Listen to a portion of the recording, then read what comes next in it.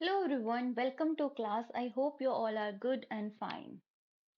Today we are discuss about a HP TET non-medical previous year paper chemistry section 2018। देखिए previous year paper बहुत ही ज्यादा important है, हम इन्हें इग्नोर कर देते हैं। इग्नोर करने की वजह से हमारे मार्क्स ऑलरेडी इग्नोर हो जाते हैं, राइट? सो हमें सबसे पहले चीजों को समझना पड़ेगा कि क्या किसके अंदर बोला गया है। जब हम चीजों को अच्छे से समझते हैं तो हम चीजों को अच्छे से कर भी लेते हैं। और सबसे पहले प्रीवियस ईयर पेपर देखिए, देखिए कौन कौन से टॉपिक आ रहे हैं। अगर आप खुद की सेल्फ स्टडी कर रहे हैं तो आपके लिए ये सबसे ज्यादा इंपॉर्टेंट बन जाता है। अभी तक हमने अगर बात करें तो 2012, 2013, 14, 2016 में 2 बार पेपर हुए एंड 17, 1 2 3 4 5 6 पेपर को हम ऑलरेडी डिस्कस कर चुके हैं, जो कि काफी ज्यादा इंपॉर्टेंट है। चाहे आप मेडिकल के हैं चाहे नॉन मेडिकल के, दोनों वीडियोस को देखिए, क्योंकि क्वेश्चन तो सेम ही आते हैं। और हम क्वेश्चन के थ्रू कई कई बार किसी किसी को लगता है कि क्वेश्चन के थ्रू हम अच्छे से समझ पाते हैं, इसलिए ये जरूरी भी बन जाता है। तो चलिए बात करते हैं हम आज के क्लास के बारे में। Chemistry, right? 2018 का पेपर। बाकी अगर किसी को बात करें कि इसकी पीडीएफ आपको हमारे टेलीग्राम चैनल पर मिल जाएगी। आप वहां से इसे फॉलो कर सकते हैं, ले सकते हैं, क्योंकि इसमें आंसर की भी एक्सप्लेनेशन अच्छे से की गई है, जो कि आपकी काफी मदद करेगी, राइट? तो चलिए बात करते हैं आज के कंसेप्ट के बारे में, टॉपिक के बारे में। PH value of A blood. देखो, अगर आप प्रीवियस ईयर पेपर अच्छे से कर रहे हो तो देख लेना, बहुत सारे क्वेश्चन रिपीटेड होते हैं, डायरेक्ट होते हैं। अगर डायरेक्ट नहीं भी होते तो जिस तरीके से मैंने आपको करवा रही हूँ चीजें, उसके जैसे अल्टरनेट वे से मैं बता देती हूँ कि ऐसे इसका क्वेश्चन आ सकता है, वही चीजें रिपीटेड हैं। कुछ 4 5 6 क्वेश्चन हर बार ही नए आएंगे, तो वो थोड़ा कई बार वो भी नहीं आते, कई बार वो भी आराम से आते हैं, इजी आते हैं। बट 2 4 5 क्वेश्चन में फंसते ही हो कि आपको सोचना पड़ता है। बाकी क्वेश्चन इसका आज तक कोई टिपिकल, इतना बहुत टिपिकल बोलो उतना पेपर नहीं देखा गया है। तो इसलिए प्रीवियस ईयर पेपर को पढ़ो, अच्छे से समझो और अंडरस्टैंड करो। अब बात करें pH value of A blood. हमारी बॉडी एक पर्टिकुलर पीएच पे वर्क करती है। अगर पीएच की वैल्यू में ज्यादा चेंजेस आते हैं, मोर एसिडिक मोर बेसिक हो जाता है, तो दोनों ही हमारे लिए डेंजरस हो सकते हैं। तो इसलिए पीएच को मेंटेन करना बहुत ज्यादा जरूरी रहता है। तो पीएच वैल्यू जो रहती है ब्लड की, थोड़ी सी बेसिक रहती है, मतलब न्यूट्रल से थोड़ी सी ज्यादा होती है, जो कि 7.4 रहती है। Now next question is gun matter alloy. पूछा जाता है किस टाइप का मिक्सचर है। एलॉय एक होमोजीनियस मिक्सचर है। मिक्सचर, होमोजीनियस मिक्सचर का मतलब है कोई उसमें डिफरेंस नहीं है, राइट? मतलब कोई डिफरेंस नहीं है। इसका ये मतलब है कि जैसे कि जब हम दो चीजों को मिक्स करें, बाउंड्री नहीं देख सके, वो होता है होमोजीनियस मिक्सचर। सो हम एलॉय की बात करें तो कुछ इंपॉर्टेंट एलॉय हैं, जैसे कि ब्रास, कॉपर एंड जिंक से मिलके बना है। ब्रॉन्ज कॉपर और टिन से बना है। जर्मन सिल्वर, जर्मन सिल्वर में सिल्वर होता ही नहीं है, इसलिए ये इंपॉर्टेंट बन जाता है। फिर आता है rolled gold, copper and aluminium, gunmetal, copper, tin, zinc, lead, Dutch metal, delta metal, monas, Munz metal, monal metal, rose metal, duralumin, magnesium, solder type of metal, bell metal, stainless. और यही question देखना कई बार, बहुत बार यही चीजें repeated है। सो हमसे पूछा गया था, क्या पूछा है? Gun metal. So gun metal, copper, tin and zinc. Lead भी ऑप्शन में होता तो हम कर देते, but copper, tin and zinc पेन है, इसीलिए हम ऑप्शन बी पे यहाँ पे करेक्ट करेंगे। Now going to next question, which of the following called a pearl ash. इसमें से हम किसे पर्ल ऐश के नाम से जानेंगे? तो पर्ल ऐश के नाम से जानते हैं हम K2CO3, राइट?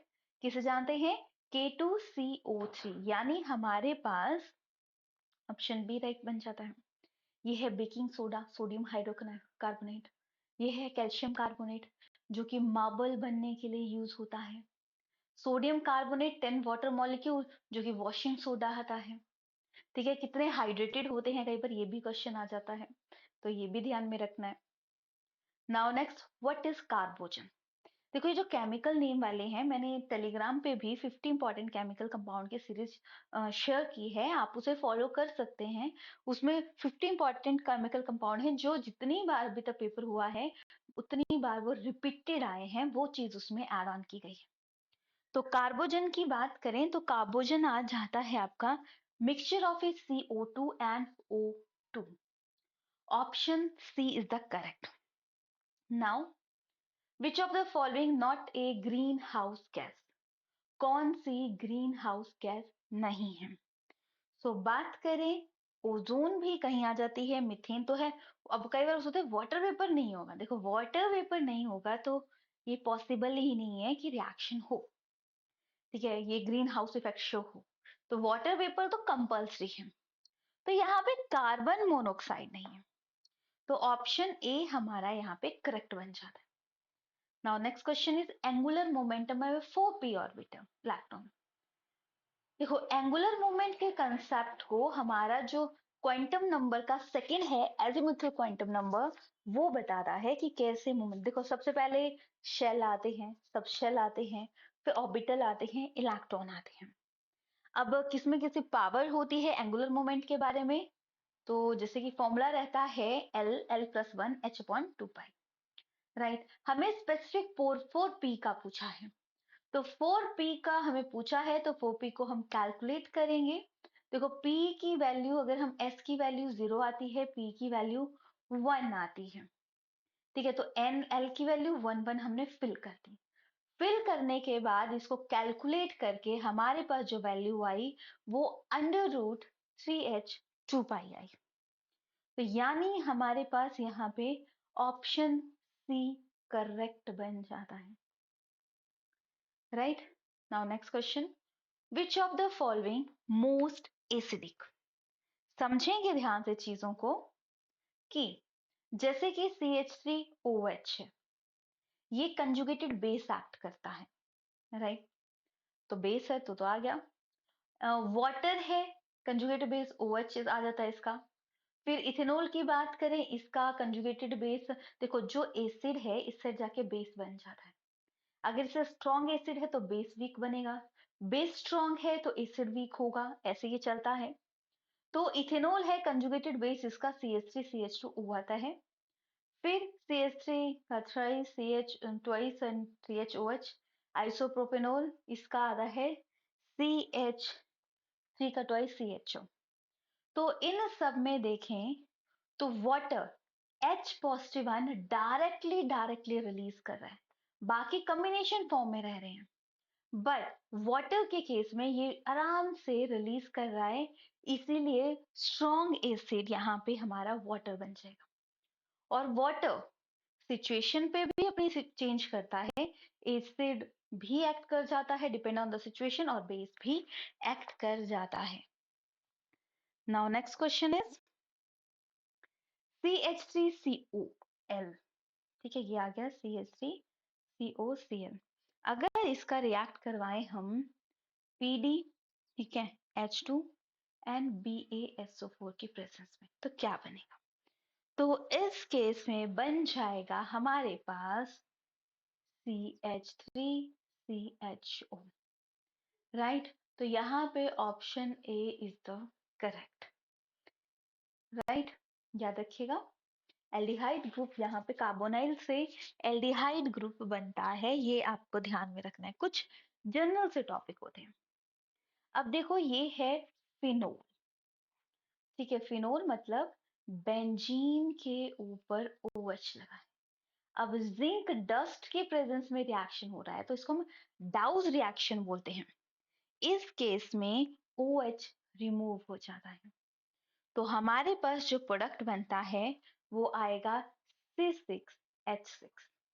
अब देखो ये वाला, ठीक है, C6H6 इसलिए रहेगा, ये डबल बॉन्ड बना लेता है, इसकी वजह से ये प्रॉपर्टी रहती है। बाकी अगर ओपन स्ट्रक्चर देखें हम कार्बन ये, तो वो नहीं फॉर्मेशन होती। अच्छा, कमेंट सेक्शन में आपको ये बताना है कि किसने बेंजीन के स्ट्रक्चर, क्योंकि जब C6H6 की बात आई तो साइंटिस्ट कंफ्यूज हो गए कि स्ट्रक्चर कैसे होगा इसका। फिर बेंजीन के स्ट्रक्चर की डिस्कवरी हुई थी। तो याद रखिएगा कि किसने बेंजीन के स्ट्रक्चर के बारे में बताया था, ये आपको कमेंट सेक्शन में बताना है। Right, next question, which substance is used to moderate in nuclear reactor. तो न्यूक्लियर रिएक्टर में जो मॉडरेट यूज होगा, क्योंकि न्यूक्लियर रिएक्शन बहुत फास्ट होगा, वाटर को यूज करेंगे तो ये बहुत जल्दी रिएक्ट करता है। तो हम क्या यूज करेंगे, तो हम वहां पे graphite and heavy water use करते हैं। हैवी वाटर को हम ड्यूटेरियम बोलते हैं, जैसे कि हाइड्रोजन के 3 आइसोटोप्स हैं, प्रोटियम, ड्यूटेरियम, ट्रिटियम। प्रोटियम मतलब सिंपल H2O जो कि नॉर्मल रिएक्ट कर रहा है। ड्यूटेरियम हैवी वाटर, क्योंकि इसमें न्यूट्रॉन नंबर बढ़ गए ना, चेंज हो गया वैल्यू, और इसमें आ गया जैसे कि ये 1 है, 1 है, 1 है, ये 2 है, 1 है, 2 है, 3 है। Right, same element, same atomic number, different mass number और डिफरेंट नंबर ऑफ न्यूट्रॉन रहेंगे। राइट, क्योंकि इलेक्ट्रॉन जितने उतने प्रोटॉन रहेंगे। राइट, तो कई बार पूछा जाता है कि इसमें कितने न्यूट्रॉन है, तो एक प्रोटॉन है, एक न्यूट्रॉन है, जीरो, सॉरी, प्रोटॉन है, इलेक्ट्रॉन है और एक न्यूट्रॉन है, तो न्यूट्रॉन की वैल्यू आप निकाल सकते हो।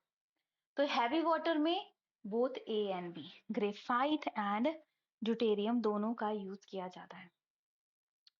Now next question is hydrogen bomb. देखो, हाइड्रोजन बॉम्ब में किसका यूज किया है। न्यूक्लियर फिजन की बात करें तो यहाँ पे एटॉमिक बम जो होता है उसमें न्यूक्लियर फिजन होता है। बाकी सन की बात करें और हाइड्रोजन बॉम्ब की बात करें, इन दोनों में न्यूक्लियर फ्यूजन होता है, मतलब एनर्जी बार बार यूज होती है। सन में भी ऐसा होता है, जो एनर्जी गई वही बाबा बाबा बाबा कंज्यूम हो रही है। तो वहां पे क्या हो रहा है, nuclear fusion. Option A is the correct. Now next question is called, one is called a Epsom salt. Epsom salt आ गया आपका मैग्नीशियम हाइड्रोक्साइड 7 वाटर मॉलिक्यूल। ठीक है, कॉपर सल्फेट ब्लू कलर का होता है सॉल्यूशन। सोडियम कार्बोनेट, इसे washing soda बोला जाता है। सॉल्वे प्रोसेस से ये बनाया जाता है। तो कई बार डायरेक्टली इनडायरेक्टली क्वेश्चन आ जाता है कितने हाइड्रेटेड रहता है ये, तो 10 हाइड्रेटेड ये रहता है, जो कि आपको ध्यान में रखना। देखो, ये पेपर की बात करें ये तो कहीं ना कहीं इजी है कंपेयर टू और के। ठीक है, मतलब 2014 में ही थोड़े टिपिकल क्वेश्चन आए थे, उसके बाद तो मुझे नहीं लगता अभी तक कोई ऐसा बहुत टिपिकल कोई पेपर आया हो। नॉर्मल जैसे ही पेपर आपसे पूछे गए हैं। तो नाउ अब हम अगले पॉइंट पे पहुंचते हैं कि which of the following is highest lattice enthalpy. Lattice enthalpy होता है amount of energy required to break the bond. Highest मतलब कितनी ज्यादा, सबसे ज्यादा किसकी होगी, याद रखिएगा डाउन द ग्रुप डिक्रीज होती है। तो इसमें आपको पहचानना पड़ेगा कि सबसे ऊपर कौन है। लिथियम, सोडियम, पोटेशियम, ये तो सारे एक ही ग्रुप के हैं। तो down the group lattice enthalpy decrease करेगी, हमसे पूछे हाई है तो लिथियम सबसे हाई है, तो लिथियम की लैटिस एंथैल्पी सबसे हाई होगी, यानी ऑप्शन सी यहाँ पे हम करेक्ट कर देंगे। ये कंसेप्ट को याद रखिएगा, क्योंकि जरूरी नहीं है कि अभी ग्रुप 1 की बात की गई है तो हमेशा ही ग्रुप 1 की बात की गई होगी। इसके अलग अलग टाइप से अलग अलग क्वेश्चन पूछे जाते हैं, जो कि आपको ध्यान में रखने हैं। Now next question, which isotopes of hydrogen is radio active in nature. तो मैंने बताया था अभी हाइड्रोजन के 3 आइसोटोप्स होते हैं, प्रोटियम, ड्यूटेरियम, ट्रिटियम। तो रेडियो एक्टिव की बात करें वो ट्रिटियम होता है, क्योंकि काफी ज्यादा रिएक्टिव होता है, जिसमें 2 नंबर ऑफ ए न्यूट्रॉन पाए जाते हैं, जो कि आपको ध्यान में रखने हैं। Now next question is in A periodic table element highest electronegativity. Electronegativity होता है कि शेयर पेयर ऑफ इलेक्ट्रॉन।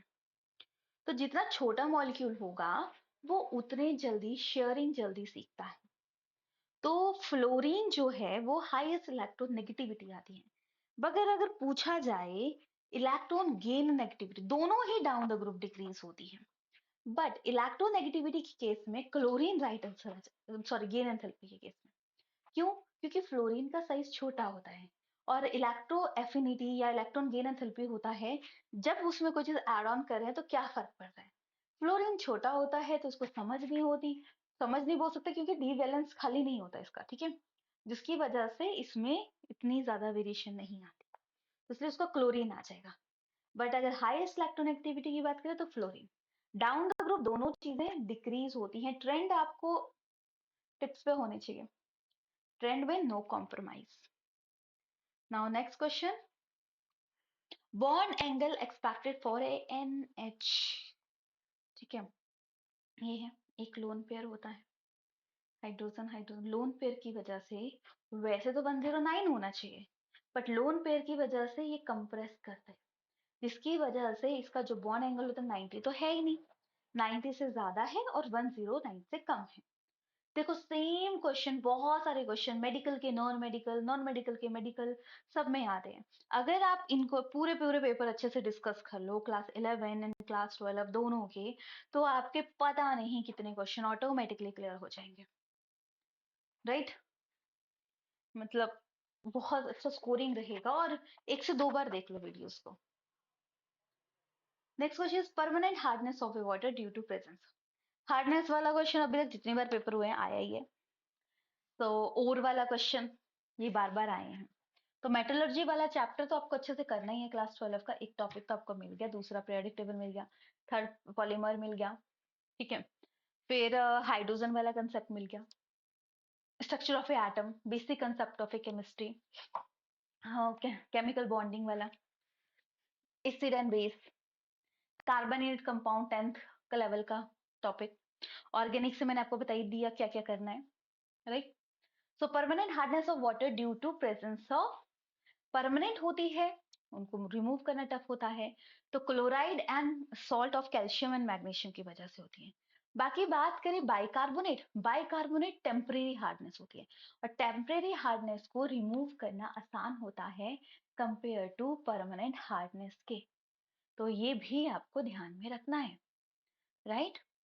तो ऑप्शन सी, ठीक है, due to sulphate salt, sulphate sorry, अगर सल्फेट नहीं ऑप्शन होगा तो क्लोराइड सॉल्ट भी आप क्लिक कर सकते हो। नेक्स्ट आता है हाईएस्ट आयनाइजेशन एंथैल्पी, जो फुली फिल होगा या हाफ फिल होगा उनकी आयनाइजेशन, तो आयनाइजेशन एंथैल्पी होता है amount of energy required to break the bond. तो सबसे ज्यादा जो हाई रहती है अगर हम बात करें तो जो फुली फिल होंगे या जो हाफ फिल होंगे, ग्रुप 2 की बात कर सकते हैं, ग्रुप 15 की बात करते हैं, ग्रुप 18, तो इनमें ग्रुप 1 तो है ही नहीं, ग्रुप 2 तो है ही नहीं, ग्रुप 15 भी नहीं है, तो वैसे तो उन सबसे भी ज्यादा वैसे फुली फिल जो स्टेबल हैं उनको तोड़ना टफ रहता है, इसलिए सबसे ज्यादा इनर्ट गैसेस की होती हैं जो कि नोबल गैसेस है, group 18। Now next question is which of the following pair is a isotones. Tones का मतलब होता है कि अंदर टोन न्यूट्रॉन नंबर सेम होंगे, तो न्यूट्रॉन नंबर निकालने का तरीका है जैसे कि ये 7 है, ये 4, ठीक है, जितने न्यूट्रॉन नंबर का फॉर्मूला होता है, जैसे मास नंबर का फॉर्मूला होता है प्रोटॉन प्लस न्यूट्रॉन, राइट? सो अब मास नंबर यहाँ पे है 14, प्रोटॉन नंबर क्या है, प्रोटॉन नंबर जितने इलेक्ट्रॉन होते हैं उतने प्रोटॉन है, तो 7 है, न्यूट्रॉन नंबर हमें पता नहीं है, तो 14 माइनस 7 आ गई n वैल्यू, तो ये आ गया 7। दूसरे केस में ये 7 आ जाएगा, ये 8 आ जाएगा, 9, ठीक है।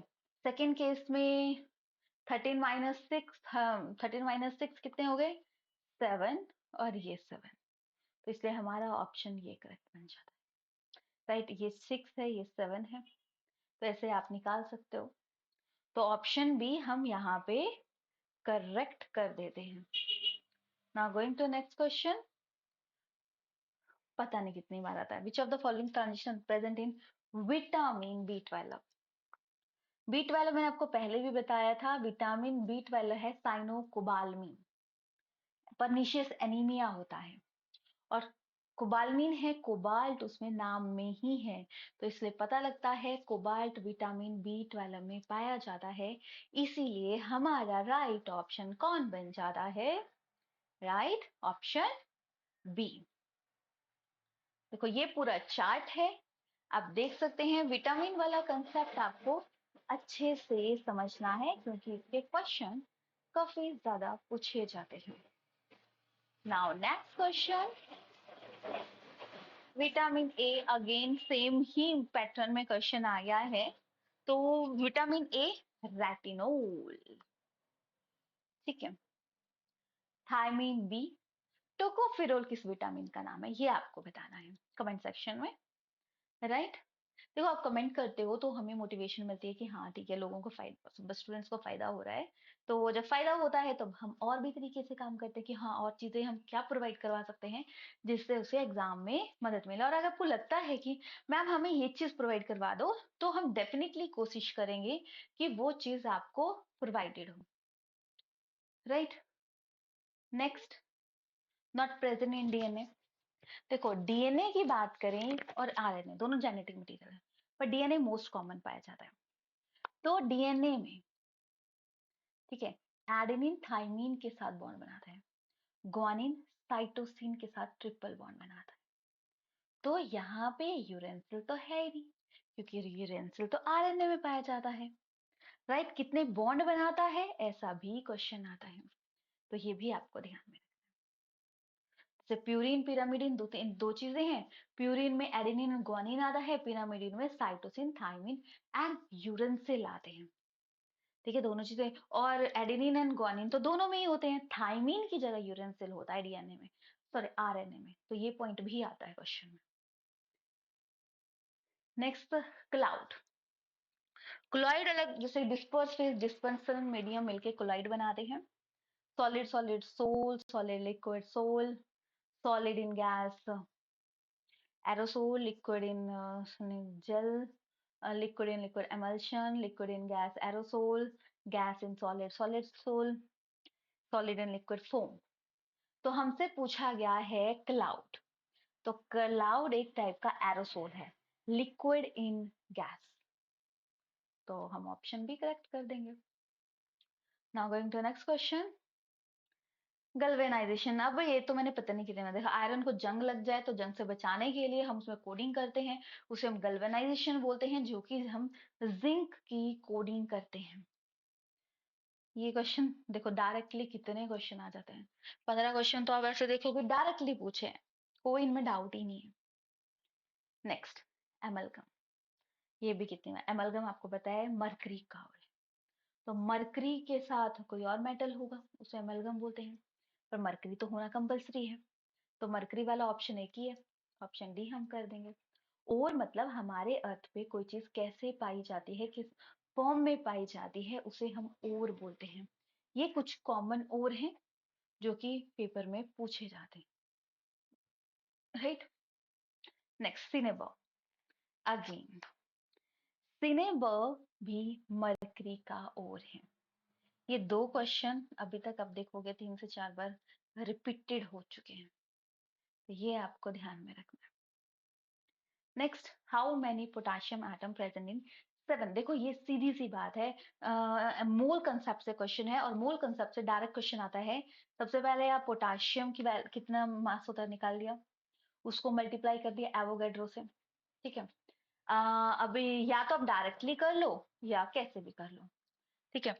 तो हमने मल्टीप्लाई कर लिया, मल्टीप्लाई के बाद हमने ये 6 अपॉन 39 एटॉमिक मास और उसके साथ जितने एटम दिए थे वो हमने मल्टीप्लाई कर दिया, ठीक है। जैसे बोल सकते हैं कि हमने सबसे पहले, चाहे अलग अलग सॉल्व कर लो चाहे इकट्ठे सॉल्व कर दो, 39, ठीक है। मास है ये, मोलिकुलर मास, ठीक है। या अगर सिंगल एलिमेंट था तब इसलिए आया था, अगर ग्रुप में होता, कोई फॉर्मूला होता तो उसका पूरा निकालते हम, राइट। सो ऊपर मास आ जाएगा, एटम दिए हैं, तो 7.8 मल्टीप्लाई करके हमने निकाल लिया, तो वैल्यू आई 1.2 10⁻23, यानी ऑप्शन सी यहाँ पे करेक्ट बनता है। नेक्स्ट, पॉलीमर से question, monomer unit of natural rubber. तो मोनोमर यूनिट नेचुरल रबर के क्या रहते हैं, आइसोप्रीन, और सिंथेटिक रबर के नियोप्रीन, तो इसलिए हमारे पास option C is the correct. Now next question, isotopes. Isotopes में क्या सिमिलर रहता है? आइसोटोप्स में cobalt, option C is the correct. Cancer के ट्रीटमेंट के लिए same element, same atomic number, different mass number इसमें रहता है, ये आपको ध्यान में रखना। Now oxidation number of a carbon in acetic acid. Acetic acid का फॉर्मूला हम जानेंगे तो क्या होता है? वैसे ये कमेंट सेक्शन में आपको बताना है। बताने को तो मैं बता सकती हूँ, बट स्टिल ये आपके लिए टारगेट है कि आपने इसमें क्या बताना है? ऑक्सीडेशन नंबर कैलकुलेट कीजिए। मैंने आपको बताया है कि कैसे कैलकुलेट कर सकते हैं आप करके। इस क्वेश्चन का 30 का ये आंसर है, ये करके आप बताइएगा। राइट, तो इसके साथ होती है आपकी आज की क्लास फिनिश। किसी को भी नोट्स चाहिए, पर्टिकुलर एक चैप्टर के चाहिए, पर्टिकुलर केमिस्ट्री की क्लासेस चाहिए, क्योंकि हमारे क्लासेस में आपके मॉक टेस्ट सब चीजें रहती हैं जो कि आपको काफी फायदा देंगी। तो कुछ भी चाहिए होगा तो आप हमसे कांटेक्ट कर सकते हैं, डेफिनेटली आपको फुल इंफॉर्मेशन मिल जाएगी। तो ये तो था ओवरऑल क्लास के बारे में। बाकी मिलते हैं हम नेक्स्ट क्लास में नेक्स्ट टॉपिक के साथ। Take care yourself, stay healthy, stay blessed.